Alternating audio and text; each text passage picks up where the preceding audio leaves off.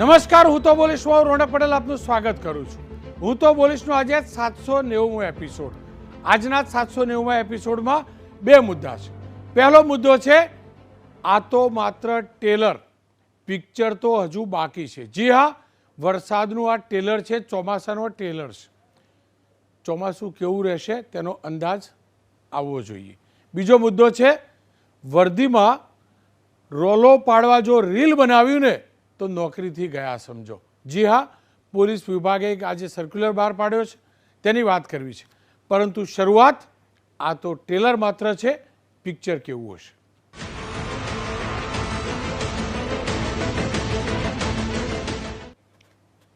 સતત છેલ્લા 8-10 દિવસની અંદર 3 થી 4 એપિસોડ હું તો બોલીશની અંદર વરસાદ અને આબોહવાને લઈને કર્યા છે. આજે ફરી એકવાર એ જ મુદ્દે બોલવું પડે તેમ છે, કારણ કે આપણે જાતે પણ સતર્ક રહેવું જરૂરી છે. નગરપાલિકાઓ, મહાનગરપાલિકાઓને પણ સતર્ક કરવી જરૂરી છે. આજની સવાર, રવિવારની સવાર, ઉત્તર ગુજરાત હોય, મધ્ય ગુજરાત હોય કે દક્ષિણ ગુજરાતના કેટલાક વિસ્તારો, જળબંબાકારની સ્થિતિ જોવા મળી, વાવાઝોડાની સ્થિતિ જોવા મળી, ભારે નુકસાન થયું, ભારે તબાહી થઈ. એક પછી એક જિલ્લાની વાત કરીશું. પહેલાં વડોદરા શહેર અને જિલ્લાની વાત કરી લઈએ, તેના દ્રશ્યો જોઈ લઈએ. તો વડોદરા શહેર અને જિલ્લામાં આજે સવારે 40 થી 50 કિલોમીટરની ઝડપે પવન ફૂંકાયો. લગભગ 1 ઇંચ જેટલો જ વરસાદ પડ્યો.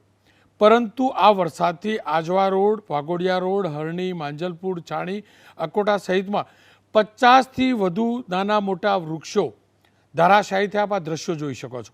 15 જેટલા હોર્ડિંગ, હું ફરીથી કહું છું, હોર્ડિંગ શબ્દ ઉપર એટલે ભાર આપું છું, કોર્પોરેશન ધ્યાન નથી આપતું. હોર્ડિંગ કેટલી મોટી દુર્ઘટનાઓ સર્જી શકે, જમીનદોસ્ત થઈ ગયા. સમાહરણી રોડ પર 150 ફૂટ ઊંચું, 100 ફૂટ લાંબુ મહાકાય હોર્ડિંગ લોખંડની એંગલો સાથે પડ્યું. બીજી બાજુ છાણી, નિજામપુરા, આજવા રોડ, વાઘોડિયા સહિત અનેક વિસ્તારોની અંદર પાણી ભરાવાની પણ સમસ્યા જોવા મળી. જોકે થોડાક અડધા કલાક પૂરતી જ હતી, કારણ કે ત્યારબાદ વરસાદ રોકાયો. પરંતુ જે સ્થિતિ સર્જાઈ તે આપ જોઈ શકો છો. ડભોઈમાં શાક માર્કેટના છાપરા ઉડ્યા છે. છાપરા આપ જોઈ શકો છો કેવી રીતે છાપરા ઉડ્યા છે, કેવી સ્થિતિ સર્જાઈ છે. આ ડભોઈની સ્થિતિ છે. દોડધામ મચી ગઈ હતી.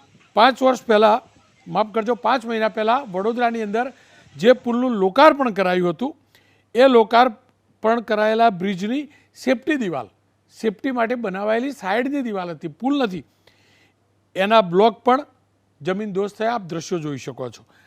કેટલીક જગ્યાએ સોલાર વીજ પોલ પણ જમીનદોસ્ત થયા છે. આ વડોદરાની સ્થિતિ હતી.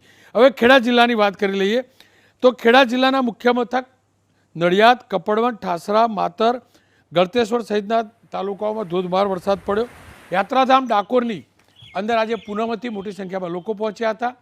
તેમને મુશ્કેલીનો સામનો કરવો આપ જોઈ શકો છો. ડાકોરના દ્રશ્યો. નગરપાલિકાઓ કે ગ્રામ પંચાયતો, તેમને ધ્યાન રાખવું પડશે. આ જ મંદિરના થકી ડાકોર નગરપાલિકા અને ડાકોરનો વિકાસ અને આર્થિક વિકાસ છે, આર્થિક રીતે નિર્ભર પણ છે. પણ કોઈ વ્યવસ્થા નથી હોતી, આપ જોઈ શકો છો. એટલું જ નહીં, આ જિલ્લાની અંદર અનેક ઠેકાણે વીજ પોલ પડ્યા છે. કાર પાર્ક કરેલી હતી તેની ઉપર પણ પડ્યો હતો. મોટા હોર્ડિંગ પણ જમીનદોસ્ત થયા છે. આપ આ સ્થિતિ જોઈ શકો છો. ખેડા જિલ્લાની સ્થિતિ છે. આપ જોઈ શકો છો આ ગાડીની હાલત શું થઈ હશે, કેમ આ સ્થિતિ થાય છે. વૃક્ષોનું પ્રોપર સ્ટ્રીમિંગ નથી થતું. આડેધડ હોર્ડિંગની મંજૂરી આપવામાં આવે છે. કોર્પોરેશન સાચી ખોટી આવક કરવાની લાઈનની અંદર ઘણા ગેરકાયદેસર હોર્ડિંગ લાગે છે અને આ સ્થિતિ સર્જાય છે. હવે મહીસાગરની વાત કરી લઈએ તો મહીસાગરની અંદર પણ નદી વહેતી હોય ને એ પ્રકારની સ્થિતિ જોવા મળી છે. લુણાવાડા શહેરની અંદર 2 કલાકમાં 2 ઇંચ વરસાદ પડ્યો અને શહેર જળબંબાકાર થઈ ગયું. લુણાવાડાનું માંડવી બજાર, આસ્થાના બજાર, હુસેની ચોક, આટડિયા બજાર, તમામ વિસ્તારોની અંદર આટલું પાણી ભરાયું છે. 2 ઇંચ વરસાદ છે, કોઈ નિકાલના રસ્તા નથી કર્યા અને એનું જ કારણ છે કે આ પ્રકારે જળબંબાકારની સ્થિતિ છે. બાલાસિનોરમાં પણ આ પ્રકારની સ્થિતિ હતી. લુણાવાડા અમદાવાદ હાઈવે પર પણ આ જ પ્રકારે સ્થિતિ થઈ. અહીંયા હોર્ડિંગ પણ પડી ગયા, બોર્ડ પણ પડી ગયું અને વાહન વ્યવહાર ખોરવાયો પણ હતો. આપ જોઈ શકો છો આ સ્થિતિ છે. અહીંયા એસટી બસ પણ અકસ્માતગ્રસ્ત થઈ. સંતરામપુરથી અમદાવાદ જતી બસ રસ્તા પરથી ઉતરી ગઈ. આપ જોઈ શકો છો એની આ સ્થિતિ. હવે છોટાઉદેપુરની વાત કરી લઈએ તો છોટાઉદેપુરની અંદર પણ કસ્બા વિસ્તારમાં દિવાલ ધરાશાયી થઈ. આપ લાઈવ દ્રશ્યો જોઈ શકો છો. આપ એક મકાન જે જર્જરિત હતું, કોઈએ ઉતાર્યું નહીં હોય, એના જ કારણે શું સ્થિતિ સર્જાઈ આપ જોઈ શકો છો. નવસારીના રવિવારે હાટ બજારમાં વેપારીઓનો સામાન પણ ઉડીને વેરવિખેર થઈ ગયો, આપ દ્રશ્યો જોઈ શકો છો. આના જ કારણે ઉનાળુ પાકને તો નુકસાન થયું, સાથે જ મકાઈ, મગફળી, તલ સહિતના પાકને પણ નુકસાન થયું છે. સ્વાભાવિક રીતે જ ખેડૂતોને ભારે નુકસાન થયું છે. આ વૃક્ષ ધારાશાયી થયું છે એ આપ જોઈ શકો છો. પંચમહાલની વાત કરીએ તો પંચમહાલની અંદર પણ મિની વાવાઝોડા ફૂંકાયું હોય તેવી સ્થિતિ સર્જાઈ હતી. ગોધરા, હાલોલ, કાલોલ, જાંબુઘોડા, મોરવાડ સહિતના વિસ્તારોની અંદર અનેક ઠેકાણે પાણી ભરાયું, વૃક્ષો ધારાશાયી થયા. 160 કરતાં વધુ વીજ પોલોને નુકસાન થયું, જેના કારણે વીજળી પુરવઠો ખોરવાયો. વૃક્ષો આપ જોઈ શકો છો ધારાશાયી કેવી રીતે થયા, ને ત્યારબાદ જમીનદોસ્ત થયેલા વૃક્ષોનો જે મલબો છે, જે ડાળીઓ છે, થડ છે, તેને દૂર કરવાનો પ્રયાસ થયો હતો. હવે આવીએ ઉત્તર ગુજરાતની અંદર. તો ઉત્તર ગુજરાતના બનાસકાંઠામાં તો ગઈકાલ રાતથી સ્થિતિ ખરાબ થઈ રહી હતી. બનાસકાંઠાના પાલનપુરના ચિત્રાસણી, માલણ સહિતના વિસ્તારોની અંદર કરા સાથે વરસાદ પડ્યો. વડગામ તાલુકામાં મિની વાવાઝોડું આવતા હોર્ડિંગ જમીનદોસ્ત થયું, વૃક્ષો અને મંડપ ધારાશાયી થયા. પાણી કેટલું ભરાયું છે ને, હાઈવેનો સર્વિસ રોડ છે, જોયો એક આ મંડપ ધારાશાયી થયો છે એ જુઓ છો. કેમ કે પાલનપુર આબુ હાઈવે પર પાણી ભરાયેલું હતું, તેના કારણે ટ્રાફિક જામ પણ થયો. આડેધડ નિર્માણો થાય છે, ફ્લાયઓવર બ્રિજ બની જાય છે, પરંતુ પાણી નિકાલની વ્યવસ્થા નથી કરાતી, તેના જ કારણે આ સ્થિતિ સર્જાય છે. ગ્રામીણ વિસ્તારમાં કાંકરેજ તાલુકામાં વીજળી પડી, 6 થી વધુ પશુઓના મોત થયા છે. વડગામ, દાતા, અમીરગઢ, પાલનપુર સહિતના ગ્રામ વિસ્તારોમાં ખાસ કરીને બાજરીનો જે ઉનાળુ પાક હોય છે તેને ભારે નુકસાન થયું છે. આપ જોઈ શકો છો જમીન દોસ્ત બાજરી થઈ ચૂકી છે. ખેડૂત ઉપર શું વીતી હશે આપ સમજી શકો છો. એક સિઝન એવી નથી જતી કે ધાર્યા પ્રમાણે પાક લઈ શકતો હોય ખેડૂત. હર્યુંભર્યું ખેતર જોઈ ખેડૂત ખુશ થાય છે, પરંતુ માર્કેટમાં એ પાક લઈને પહોંચે તે પહેલાં જ આ પ્રકારની કોઈને કોઈ આફત આવતી રહી છે. સૌરાષ્ટ્ર હોય, ઉત્તર ગુજરાત હોય કે મધ્ય ગુજરાત. નર્મદા જિલ્લાની અંદર પણ આજે અનેક ઠેકાણે કેળાના પાકને ભારે નુકસાન થયેલું હોય તેવું પણ જોવા મળ્યું હતું. મહેસાણાની વાત કરી લઈએ તો મહેસાણા નગરપાલિકા, ગાંધીનગરની બાજુમાં આવેલી મહેસાણા નગરપાલિકા, તેના પ્રી મોન્સૂન પ્લાનની પણ પોલ ખુલી ગઈ. આજે વરસાદ ચોક્કસથી હતો, પરંતુ સવારે જે વરસાદ પડ્યો તેના જ કારણે જે વીઆઈપી વિસ્તારો છે, જે સારા વિસ્તારો ગણાય છે, નવા ડેવલપ થયેલા વિસ્તારો છે, ત્યાં પણ પાણી ભરાયેલું હતું. આપ જોઈ શકો છો આ દ્રશ્યો. અને અનેક ઠેકાણે વૃક્ષો ધારાશાયી થયા હોવાના પણ કિસ્સા સામે આવ્યા છે. અરવલ્લી જિલ્લાની વાત કરી લઈએ તો અરવલ્લી જિલ્લાની અંદર પણ ગામ હોય કે શહેર, નદી વહેતી હોય તે પ્રકારે પાણી વહેતું જોવા મળ્યું. મોડાસા શહેરની અંદર ધોધમાર વરસાદ પડ્યો, પરંતુ આપ દ્રશ્યો જોઈ શકો છો વહેલી સવારના દ્રશ્યો છે. કેમ કે પાણીનો પ્રોપર નિકાલ નથી થતો અને પાણી બહાર નથી નીકળતું, તેના જ કારણે વરસાદની શરૂઆતથી જ પાણી ભરાય છે. બાયડ અમદાવાદ હાઈવે પર ચોયલા ગામ પાસે વૃક્ષ ધારાશાયી થયું, વાહન વ્યવહાર ખોરવાયો હતો. એક નારિયેળીનું આ ઝાડ જોઈ શકો છો, વીજળી એની ઉપર પડી, જેના કારણે એમાં આગ લાગી હતી.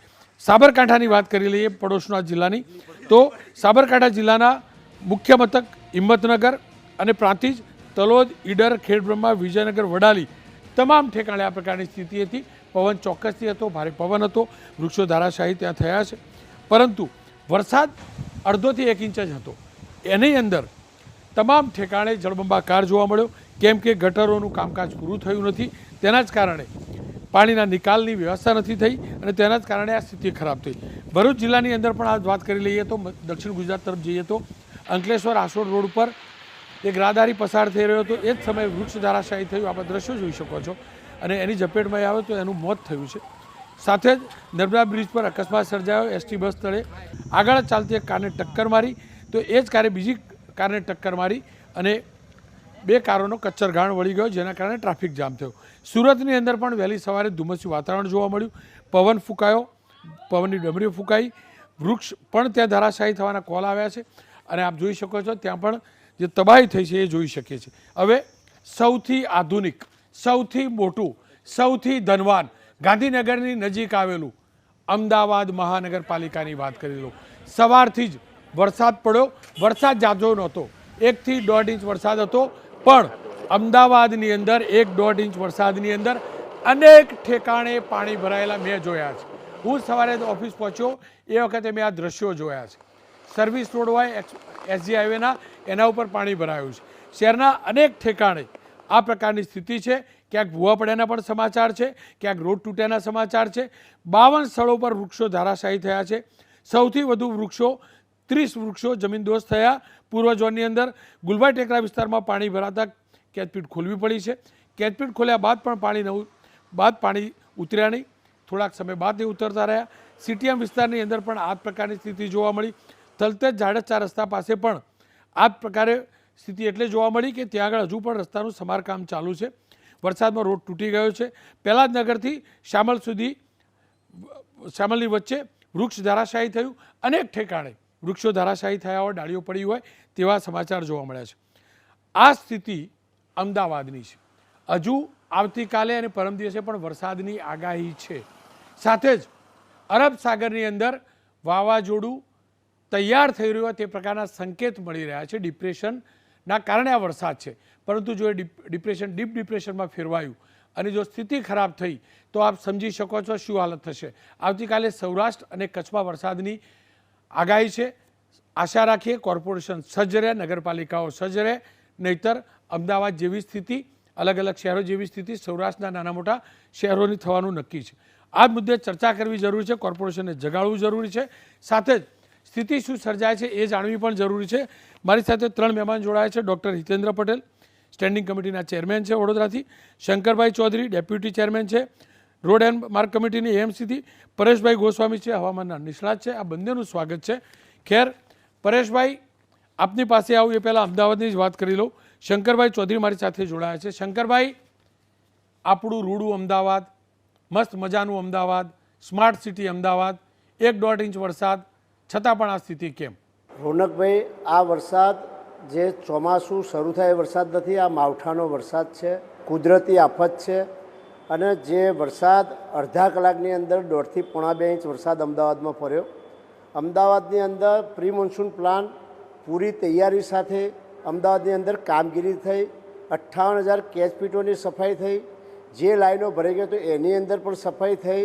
અને અમદાવાદની અંદર 30 થી 40 મિનિટની અંદર પોણા 2 ઇંચ જે વરસાદ પડ્યો તો એ વરસાદનું પાણી ક્યાંક અડધો કલાક ક્યાંક કલાકની અંદર આ વરસાદનું પાણી ઉતરી ગયું છે. પહેલાં 15 દિવસ સુધી પાણી ઉતરતા નહોતા. અત્યારે 1 કલાકની અંદર વરસાદના પાણી ઉતરી જાય છે. એવી વ્યવસ્થા અત્યારે અમદાવાદની મહાનગરે પ્રી મોન્સૂનમાં કરી છે. શંકરભાઈ, જૂન મહિનો શરૂ થઈ ગયો અને આપણે જાણીએ છીએ સ્થિતિ પેટર્ન બદલાઈ છે. હજુ પણ અનેક ઠેકાણે રોડ રસ્તા ગટરના કામ હજુ પણ શંકરભાઈ ચાલુ છે. મેં આજે સાયન્સ સિટી જોયું છે, ત્યાં આગળ રોડનું કામ ચાલુ છે. મેં આજે રાજપથ ક્લબની બહાર જોયું છે, ત્યાં પણ મોટો ખાડો પડેલો છે, ત્યાં કામ ચાલુ છે. કેમ સમયસર કામ પૂરા નથી કરવામાં આવતા? રોનકભાઈ, તમારી ખૂબ સાચી વાત છે કે કામ ચાલુ છે, કારણ કે 15 જૂન સુધી આપણે કામ કરતા હોય છે. આ માવઠું કહેવાતું હોય છે. વરસાદ જે છે વહેલા આવ્યો છે અને જે કામો ચાલુ હતા એ અત્યારે આપણને અધૂરા દેખાઈ રહ્યા છે. કામો તો સમયસર જ આપણે પૂરા કરીએ છીએ, એટલે ક્યાંક ને ક્યાંક કામ ચાલુ છે. તમારી એકદમ સત્ય વાત છે. પણ એ કામો જેવા વરસાદ બંધ થઈ જશે એ અમે પૂરા કરવાની તાકીદ કરી છે અને પૂરા થઈ જશે. શંકરભાઈ, મારું અમદાવાદ કયા વર્ષથી ભુવાનગરી કહેવાનું બંધ થશે? ભુવાઓ અત્યારે પણ જોવા મળી રહ્યા છે. તમારી ખૂબ સાચી વાત છે. પણ ભુવા પહેલાં જે પડતા હતા અત્યારે ભુવાના ક્યાંક ને ક્યાંક બનાવો બની રહ્યા છે.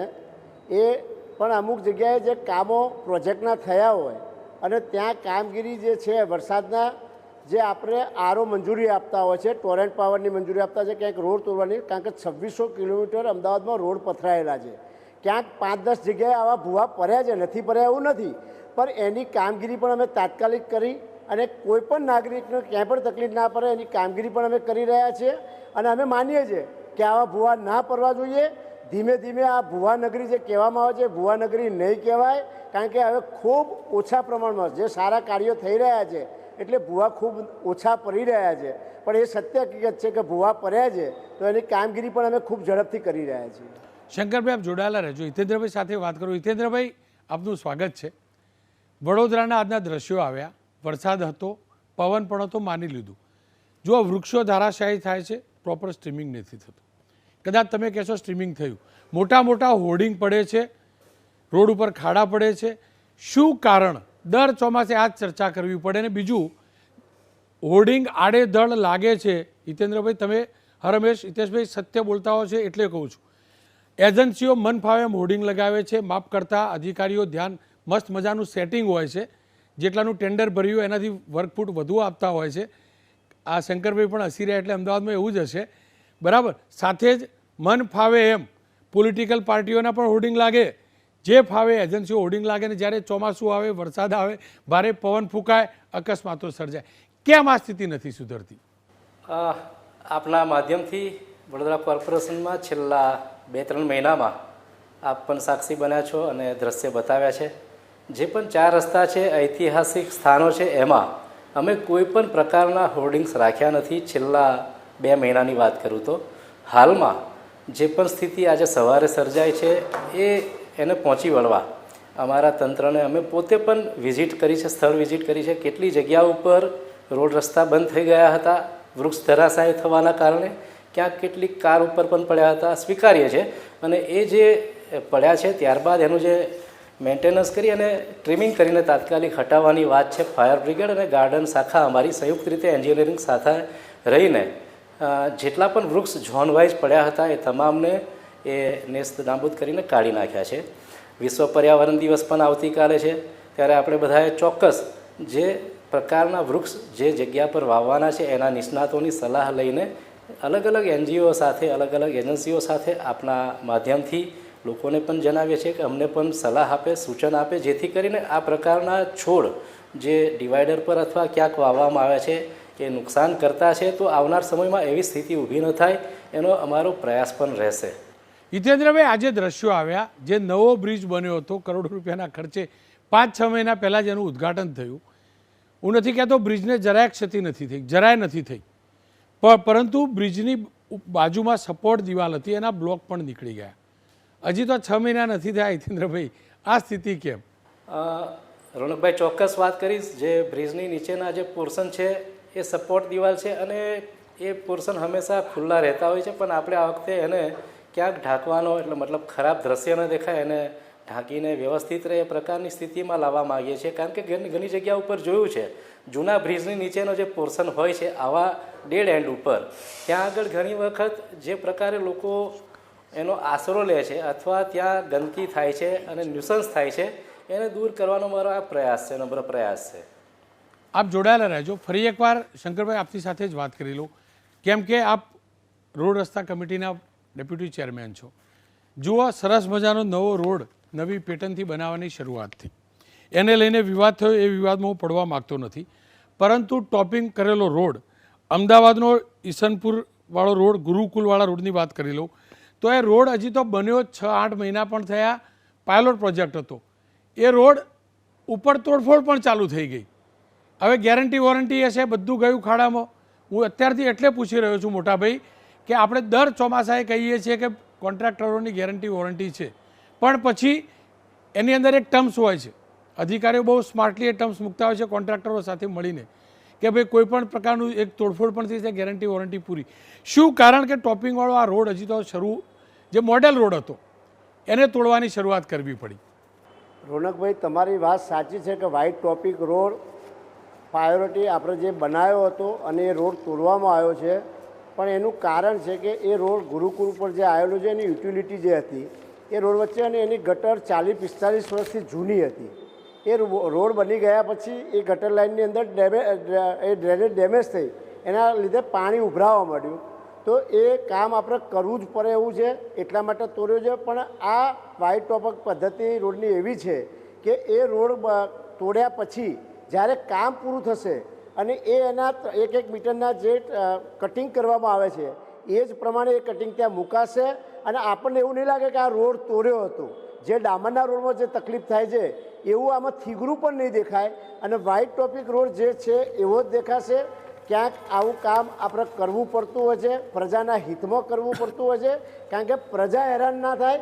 જે બન્યું નીચે ગટરમાં એ આપણને ખ્યાલ ના આવે કે એ લાઈન તૂટી ગઈ, એના કારણે આપણે આ કરવું પડ્યું છે. પણ એ રોડ જેવો બની જશે અને ખૂબ સારો રોડ બનશે.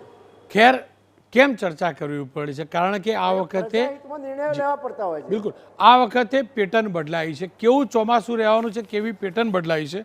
પરેશભાઈ મારી સાથે જોડાયા છે. પરેશભાઈ, ચોમાસું હજી આવ્યું નથી, દરિયાઈ હલચલની સીધી અસર જોવા મળી રહી છે. કેવા પ્રકારની સ્થિતિ દરિયામાં સર્જાઈ રહી છે અને જે આશંકા છે ચક્રવાતની વાવાઝોડાની તેની શું સ્થિતિ છે અને કેવો વરસાદ રહેશે? હું આપને એ જણાવી દઉં કે ગયા વખતે આપણે જે હું તો બોલીસમાં ચર્ચા કરી હતી કે 3 અને 4 જૂને ફરીથી એક WDની અસરને કારણે રાજ્યની અંદર વરસાદની શક્યતાઓ છે ને એ આપણે 3 અને 4 જૂને શક્યતા જોઈ છે.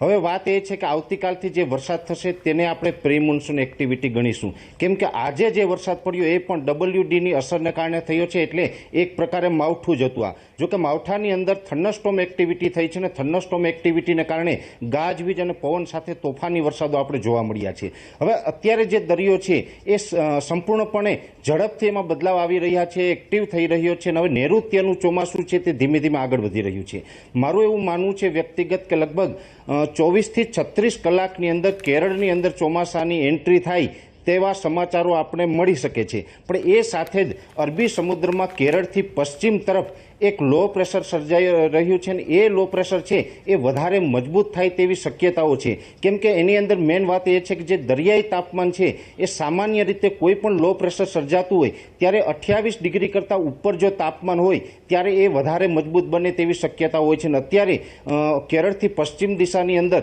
દરિયાઈ તાપમાન છે તે 31 ડિગ્રી સુધી નોંધાઈ રહ્યું છે, એટલે જે સિસ્ટમ છે વધારે મજબૂત બનવાના પૂરા ચાન્સ દેખાઈ રહ્યા છે. એટલે વધારે મજબૂત બનીને ડિપ્રેશન અને ડીપ ડિપ્રેશન બને અને ડીપ ડિપ્રેશન છે એ ઇન્ટેન્સિફાય થાય અને આ એક સિવિયર સાયક્લોનમાં પરિવર્તિત થાય તેવી પણ શક્યતાઓ છે. એટલે અત્યારે આપણે ગણી શકાય કે એ સિસ્ટમ છે એ 2021ની અંદર જે તૌતે નામનું સાયક્લોન બન્યું હતું એ જ લોકેશન ઉપર કદાચ આ વખતે પણ 2023ની અંદર એક વાવાઝોડાનું સ્વરૂપ છે એ સિસ્ટમ લઈ શકે છે. જોકે સિસ્ટમના ટ્રેક વિશે અત્યારથી કેવું થોડુંક વહેલું પડશે રોનકભાઈ, કેમ કે એ સાયક્લોન છે લગભગ 7 અથવા તો 8 જૂને ડિપ્રેશનમાંથી ડીપ ડિપ્રેશન થઈ અને સાયક્લોનનું સ્વરૂપ લેશે. અને જો સાયક્લોનનું સ્વરૂપ લેશે તો ચોક્કસથી ત્યાર પછી આપને ખ્યાલ આવશે કે આ સાયક્લોનનો ટ્રેક કયો હશે. જોકે અત્યારે જે અલગ અલગ મોડલો પ્રમાણે જોઈએ, જેમાં JFS હોય કે અથવા તો અન્ય બીજા વિશ્વના તમામ મોડલોના જે અમે પ્રિડિક્શન કરતા હોય મુજબ અમને એવું લાગી રહ્યું છે કે આ સાયક્લોન છે ઉત્તર પશ્ચિમ તરફ ધીમે ધીમે આગળ વધશે અને ગુજરાત સુધી કાંઈ ને કાંઈની અસર થશે. એટલે જો આ સાયક્લોનનું સ્વરૂપ લે અને ગુજરાત ઉપર લેન્ડ ન કરે પણ ગુજરાતની બાજુમાંથી પણ અરબી સમુદ્રમાંથી પસાર થાય તો લગભગ 12, 13 અને 14 જૂન દરમિયાન સૌરાષ્ટ્ર અને દક્ષિણ ગુજરાતની અંદર વધારે વરસાદ અને અતિવૃષ્ટિ જેવો માહોલ સર્જાય તેવી પણ શક્યતાઓ છે. જો આ સાયક્લોન બનીને ગુજરાતની બાજુમાંથી પસાર થશે તો પણ 8, 10 કે 12 ઇંચ સુધીના વરસાદો છે એ ગુજરાતની અંદર જોવા મળે તેવી શક્યતાઓ છે. એટલે અત્યારથી આપણે આ સિસ્ટમ ઉપર સતત નજર છે અને રોનકભાઈ આ સિસ્ટમ છે એના ઉપર નજર રાખવી પણ જરૂરી છે, કેમ કે આ સિસ્ટમ છે એ તૌતે સાયક્લોન જે હતું એનાથી કમ નથી. જો સાયક્લોન બનશે તો પણ આની જે પવનોની સ્પીડ હોય છે એ સામાન્ય રીતે 120 થી 130 સુધીની હશે. એના જે ગસ્ટિંગ હોય છે એટલે કે ઝટકાના પવનો હોય છે એ 150 કરતાં પણ પાર થઈ શકે છે. એટલે આશા રાખીએ કે આ વાવાઝોડું ગુજરાત ઉપર લેન્ડ ન કરે, બાજુમાંથી પસાર થાય. પણ જો બાજુમાંથી પસાર થશે તો પણ વાવાઝોડા જેવો જ માહોલ છે ગુજરાતને જોવો પડે તેવી શક્યતાઓ છે. એટલે અત્યારે અમને જે લાગી રહ્યું છે કે જે કેરળથી પશ્ચિમ તરફ એક જે સિસ્ટમ બનવાની છે તે ચોક્કસથી એક લો પ્રેશર બની અને ડીપ ડિપ્રેશન થઈ અને વાવાઝોડા સુધી પહોંચે તેવી હાલ શક્યતાઓ લાગી રહી છે. નૈઋત્યનું ચોમાસું છે તે હવે 24 કે 36 કલાકમાં કેરળમાં એન્ટ્રી કરી જશે. હવે આ જો સાયક્લોન બનશે તો એ ચોમાસાને કેટલી હદે રોકે એ આવનારા સમયમાં ખબર પડશે, કેમ કે ભેજ છે એ ખૂબ જરૂરી હોય છે, મહત્વનો હોય છે. જ્યારે પણ નૈઋત્યનું ચોમાસું આગળ વધતું હોય અને એ સમય દરમિયાન કોઈ પણ સાયક્લોન બની જતું હોય છે, એ સાયક્લોન છે સંપૂર્ણ ભેજ છે એ પોતાની તરફ ખેંચે ત્યારે ઘણી વખત ચોમાસું છે ધીમું પડી જાય અથવા તો નબળું પડી અને લેટ પણ થતું હોય છે. જો કે આ પરિસ્થિતિનું તાગ મેળવવું હજી આપણે સમય લાગશે, પણ ચોક્કસથી રોનકભાઈ એટલું કહી શકાય કે આવનારા દિવસમાં આપણે હજી વધુ વરસાદનો સામનો કરવો પડશે. ખેર આશા રાખીએ વાવાઝોડું સર્જાય જ નહીં અને સર્જાય તો પણ ગુજરાતમાં એનું ગુજરાતના દરિયા કિનારે લેન્ડફોલ ન થાય. પણ શંકરભાઈ એક વાત પાકી છે, વરસાદની પેટર્ન બદલાઈ છે અને સપોઝ એ વાવાઝોડું બને અને ગુજરાતની સરહદથી સમુદ્રી સરહદથી દૂર પણ જાય તો પણ વરસાદ પડે છે અને આપણે જાણીએ છીએ 5 થી 10 ઇંચ સતત વરસાદ ખાબકે છે. આ સંજોગોમાં અમદાવાદ કોર્પોરેશન કેટલું સજ્જ છે, ખાસ કરીને કેમ કે આપ રોડ કમિટી સાથે જોડાયેલા છો, રોડ નહીં તૂટે ને અમારા હાડકાં નહીં ભાગે એની શું ગેરંટી? રોનકભાઈ, તમારી વાત સાચી છે. અમદાવાદની અંદર ગઈ વખતે 10 ઇંચ વરસાદ પડ્યો હતો તો પણ 2 કલાક પાણી ઉતરી ગયું હતું. એટલું કોર્પોરેશનની તૈયારી છે. આ વખત પણ પ્રી મોન્સૂનની તૈયારી અમે પૂરી કરી છે. જ્યાં પણ પાણી ભરાશે ત્યાં તાત્કાલિક અમારું તંત્ર દોડી એના નિકાલ માટેના પ્રયત્નો કરશે. અને પાણી જ્યારે વરસાદ ફૂલ પડતો હોય છે ત્યારે અમારા ભારતીય જનતા પાર્ટીના 160 કાઉન્સિલરો, ધારાસભ્યો અને સંસદ સભ્યો પ્રજાની વચ્ચે જઈ અને એની કામગીરી કરતા હોય છે. ચાલુ વરસાદમાં પણ જતા હોય છે, કારણ કે અમારા કાઉન્સિલરો કાયમી માટે પ્રજાની વચ્ચે રહેવાવાળા છે. અને તંત્રને માર્ગદર્શન, જ્યારે કાઉન્સિલર રોડ ઉપર જતો હોય ત્યારે તંત્ર પણ રોડ ઉપર આવી અને કામગીરી કરતું હોય છે. અને 1 થી 2 કલાકની અંદર પાણી ઉતરી જતું હોય છે. પહેલાં 10-10 ઇંચ વરસાદ જ્યારે થતો હતો રોનકભાઈ, ત્યારે એના માટે અમારે કેમ્પ કરવા પડતા હતા, પૂરી શાકના કેમ્પ કરવા પડતા હતા. આજે છેલ્લા ઘણા વર્ષોથી આ ભારતીય જનતા પાર્ટી અને અમદાવાદ મહાનગર જે વિકાસના કામ કરી રહી છે એના આધારે ક્યાંય પણ પૂરી શાકના કેમ્પ કરવા નથી પડતા. એ જ બતાવે છે કે પ્રી મોન્સૂનની તૈયારી અમદાવાદ મહાનગરની કેટલી છે. જી હિતેન્દ્રભાઈ, આપની પાસે જ આવીશ, કારણ કે બરોડાની સ્થિતિ 2-3 વર્ષમાં આપણે જોયેલી છે. હું નથી કહેતો કે તમે પ્રયાસ નથી કરતા, હું જાણું છું તમને પણ, તમારા પૂર્વ મેયરને પણ અને હાલના મેયરને પણ. પરંતુ એ હકીકત છે કે આડેધડ નિર્માણો બરોડામાં થયા છે. શંકરભાઈ ભલે ના કહેતા હોય પણ અમદાવાદમાં પણ થયા છે. અને આપણે બરોડામાં પૂર આવ્યું એટલે આપણે કેમ્પ લગાવેલા હતા, એ આપણે જોયા છે. શંકરભાઈ, માફ કરજો હિતેન્દ્રભાઈ, શું સ્થિતિ આ વખતે, કેવી તૈયારી વડોદરાની?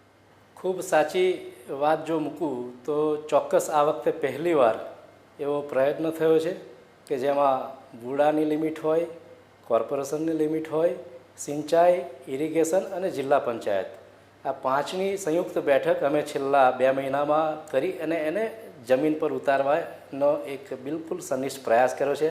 જેના ભાગરૂપે હંમેશા પૂર્વથી દક્ષિણ તરફ જતું જે પાણી છે, એમાં પૂર્વ વિસ્તારથી જે હંમેશા પાણી આવે છે હાઈવેથી, એને કાપીને સીધું જ જાંબુઆ તરફ ફેંકવાનો એક પ્રયાસ.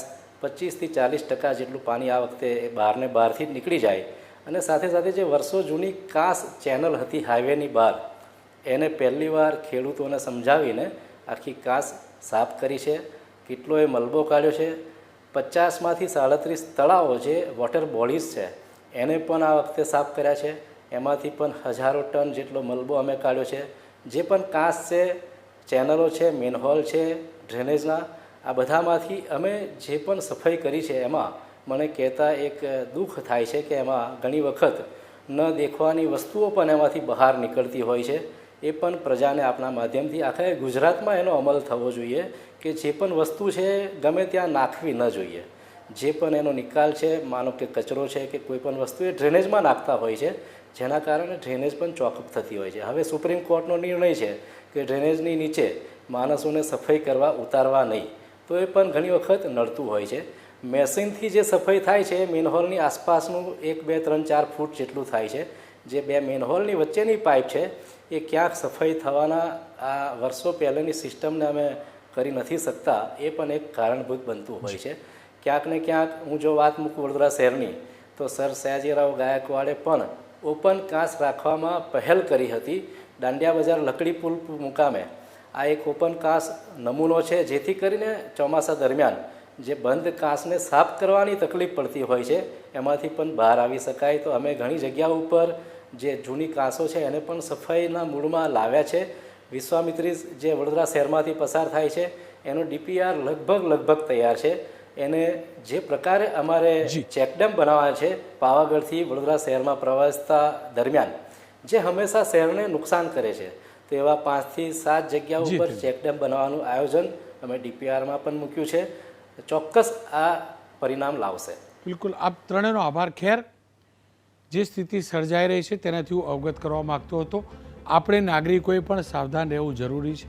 આવતીકાલે પણ વરસાદની આગાહી છે અને ખાસ કરી શહેરી વિસ્તારની અંદર હું ફરીથી કહું છું, જે પણ લોકો સેટિંગ કરી આડેધડ હોર્ડિંગ લગાવવા દે છે તે પાપ કરે છે, કારણ કે આ હોર્ડિંગ ક્યારેક જીવલેણ સાબિત થાય છે.